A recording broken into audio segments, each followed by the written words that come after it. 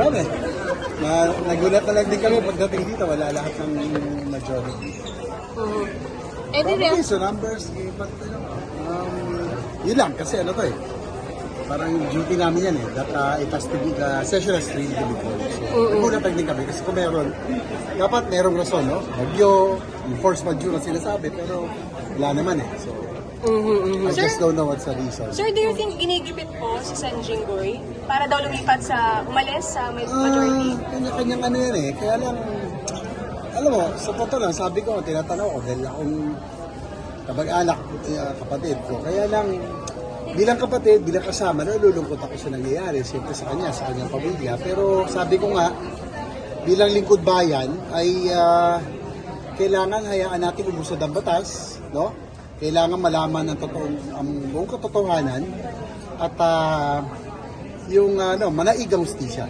That's the bottom line, no? Mahirap timbangin, pero siyempre may pananagutan din ako dahil ako'y halal ng taong bayan, kaya siyempre kailangan hayaan natin ang batas na umusad. So aware ba kayo sa sinabi ni Senator Jinggoy na siya daw ay tinreted, ang sabi sa kanya, lumipat siya sa minority, mawawala yung kasi niya. I'm not aware of that. Basta, yun lang yung sa akin, no? Sa atin, ano lang, trabaho. Tsaka ano eh, syempre nalulungkot din ako overall sa nangyayari sa Senado. Kailangan natin balik yung respeto, yung dignidad ng Senado. With all of this, sa nangyayari mga nadadamay sa political na mga pangyayari, yung integridad ng Senado. No? Sana naman isave natin yung institution. Sir, don't you think what they did today was an affront to the Senate? Yun lang. Nasabi ko na kanina, no?